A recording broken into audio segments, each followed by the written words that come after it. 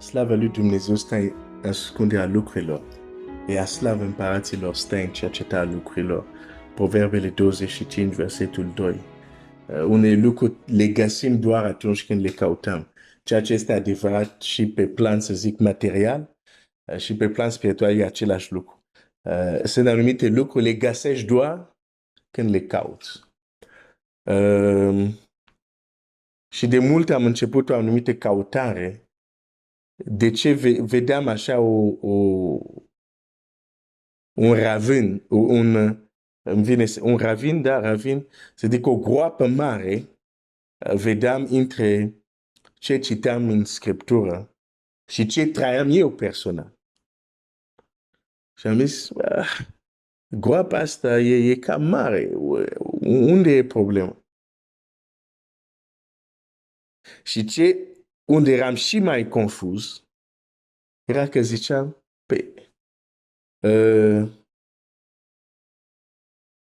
în mod conștient nu trăiesc în păcat. Lucrurile care Dumnezeu mi-a zis să le las și cele care, să zic, nu erau direct păcat. Am zis, ok, dacă nu vrei asta. Eram implicat.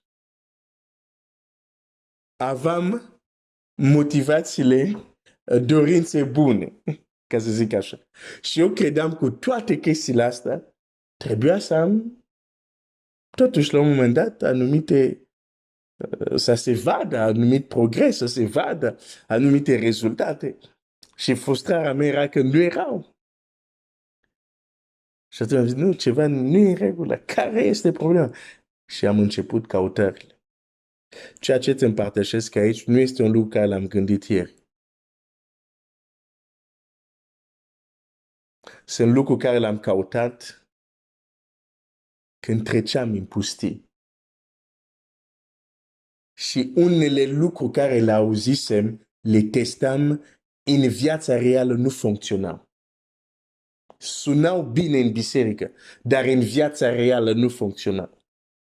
Și există copii al lui Dumnezeu foarte sinceri care îl iubesc pe Dumnezeu, dar le este frică să pună întrebări când ceea ce au auzit în biserică nu funcționează în viața reală. Le este frică pentru că cumva a fost condiționat să creadă că e lipsa de credință. Sau a fost condiționat să creadă că ar însemna o răzvrătire. Ceea ce nu e adevărat.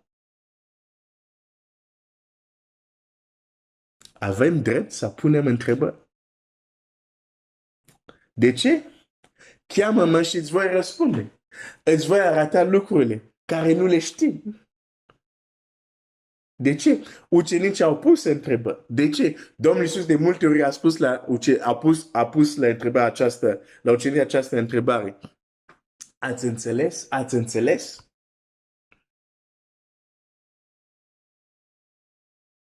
Deci atunci când ce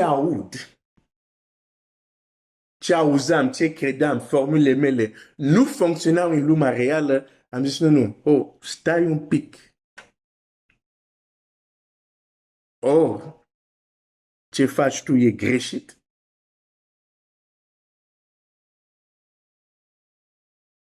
Și atunci va trebui să schimb.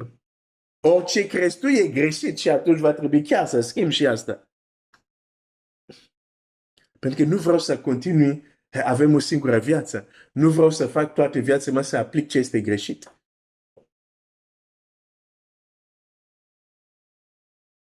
Și am citit acest text ieri, o să-l mai citesc astăzi.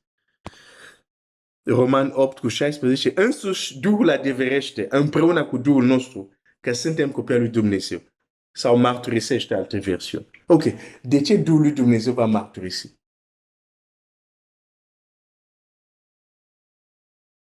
Ca să avem convingere.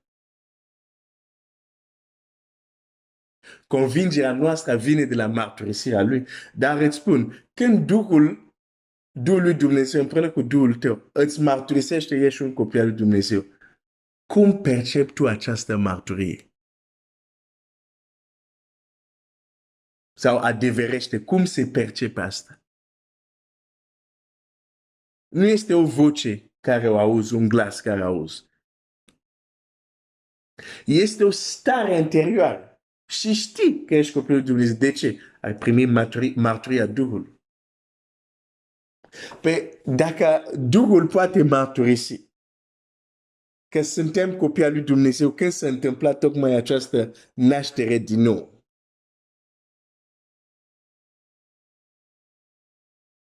crezi că nu poate mărturisi alte lucruri? Ori el, ori Duhul nostru prin el, să ne mărturisească anumite lucruri, cum ar fi. Ce ai zis, ce ai făcut acum în rugăciune, n-a avut niciun impact. Și mărturia aceea este de fapt să te pui, să te mai rogi de altfel. Pentru că apoi, ok, dacă ce am făcut acum n-a avut impact, ce ar trebui să schimb ca să aibă impact?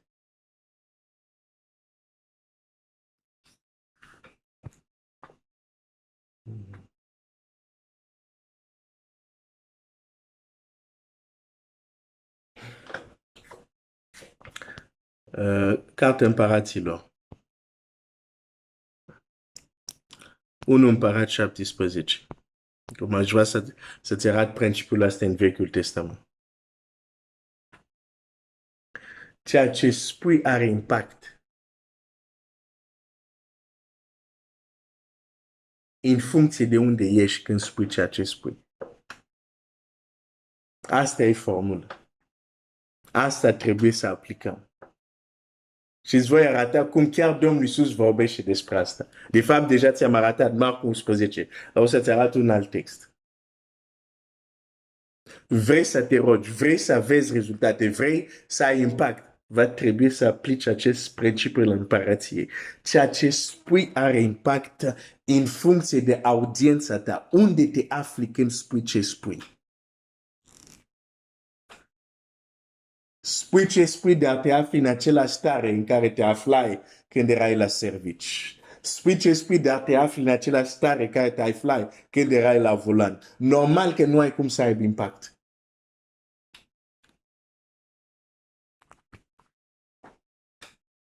Și cred că noi uneori nu realizăm că, știu că ce o să spun nu sună prea frumos, dar știi că Domnul Iisus spune așa: fiți buni ca desăvârșit ca Tatăl vostru, și vorbind de Dumnezeu Tatăl zice așa: El face să plouă și peste cei buni și peste cei rei. Uite-te la unii oameni care nu calcă în biserică, nu cred în Dumnezeu, nu înalță nicio rugăciune. Și totuși Dumnezeu face să plouă și peste ei. Și totuși și ei au lucruri care pentru unii dintre noi ar trebui să ne rugăm să le avem, ei le au fără să se roage. Dar asta e bunătatea lui Dumnezeu. Ei nu înțeleg, dar uneori nici noi nu înțelegem că unele lucruri le avem nu că ne-am rugat. Oricum Dumnezeu ni le dă.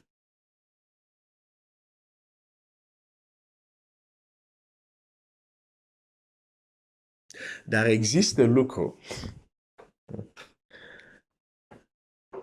Dacă nu te rogi eficient. Pentru că există lucruri care tocmai nu fac parte de lucrurile care cad și peste cei buni și peste cei rei. Când un lucru nu este în categoria asta, dacă nu știi să te rogi eficient, nu-l vei avea. Dacă nu aplicăm formula corectă de la Domnul Iisus, nu vom avea. Dar hai să citesc un împărat 17. Versetul 1. Ilie. Este un personaj de care îmi place mult. Omul ăsta. Da.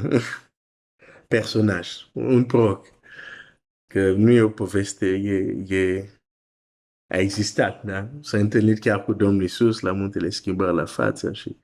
În fine, 1:17. Ilie Tishbitul, unul din locuitori Galadului, a zis lui Ahab: viu este Domnul Dumnezeu lui Israel, al cărui slujitor sunt. Mă opresc mai întâi aici.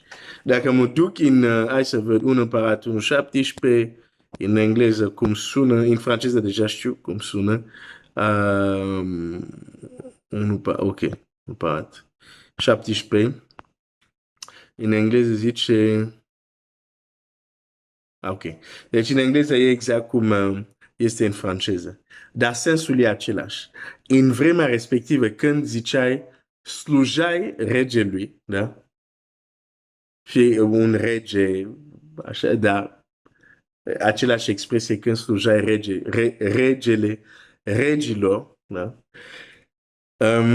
Era expresia asta, se zicea omul stă înaintea. Stătea înaintea cu tare, stătea înaintea cu tare. Pentru că așa erau slujitori. Stăteau în picioare lângă stăpân și erau gata de a sluji, de a executa orice lucru care spunea stăpânul. Deci când Ilie spune așa,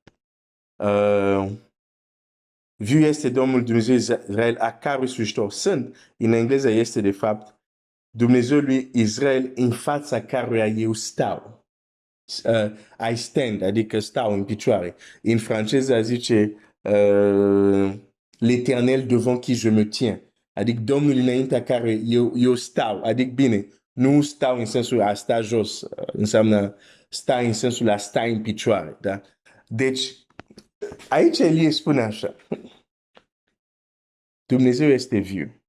Dar înainte să spune cuvintele care urmează, el mai întâi spune poziția lui. El spune unde se află. Și ce îmi place aici, nu zice Dumnezeu înaintea căruia am fost acum câteva zile. Nu. Sau am fost dimineața. Nu. Vorbește la prezent. Zice Domnul Dumnezeu în fața căruia stau. Adică chiar acum, tu împărat Israel, când îți vorbesc, de fapt eu tot stau înaintea lui. N-am ieșit din prezența lui. Ilie mai întâi vorbește de locul unde se află. Și apoi spune cuvintele următoare. Zice, nu va fi că în anii aceștia nu va fi nici rouă, nici ploaie, decât după cuvântul meu. Mai auziți spunând asta de multe ori. Nu a zis decât după cuvântul lui Dumnezeu. Nu. Zice decât după cuvântul meu. Așa e scris în Biblie. De ce? Pentru că știa poziția care el o are. Cuvintele lui au un impact devastator. Dar mai întâi zice de unde vorbește, poziția unde este, starea în care este, unde se află. Vorbește de cu cine are audiență. Cine are audiența lui? Chiar Domnul. Domnul în fața căruia eu stau. Care este tradus a sluji. Dar expresia înseamnă a sluji, înseamnă a sta înaintea lui Dumnezeu. Nu va fi decât nici rouă, nici ploaie, decât la cuvintele mele. Frate, sor, asta e în Vechiul Testament. Și totuși, deja în Vechiul Testament există nivelul unde știi că cuvintele tale n-au cum să iasă din gura ta fără impact. Nu e mândrie, e cunoștință. De aceea unii oameni care sunt la un alt nivel, uneori când vorbesc, s-ar putea să ai impresia că este mândru. Nu e mândru. Doar știe unde se află. Și unde se află, pentru noi uneori este un loc așa doar care îl visăm și nu putem înțelege cum de vorbește omul ăsta așa. Decât la cuvintele mele. Ilie știa că era conștient că cuvintele lui au putere, pentru că era conștient de locul unde stătea. Știa în locul acesta unde am audiență chiar cu împărat. La cuvintele mele. Până nu vorbesc eu, nu o să fiu ploaie în această țară.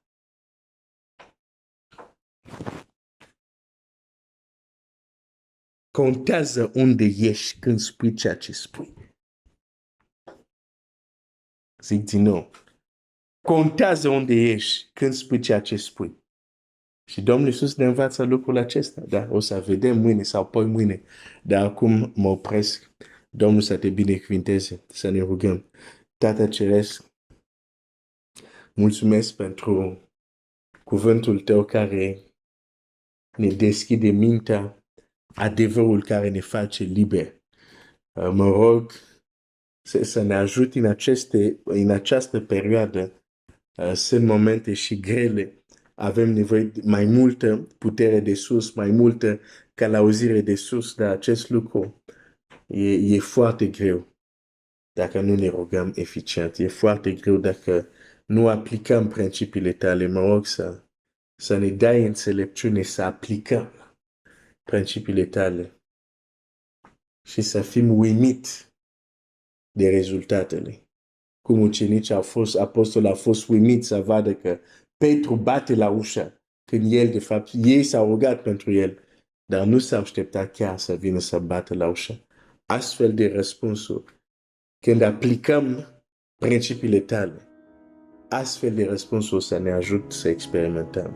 Răspunsuri dincolo de așteptările noastre, să experimenteze fratele meu, sora mea, să experimentăm cu toți, în numele lui Iisus.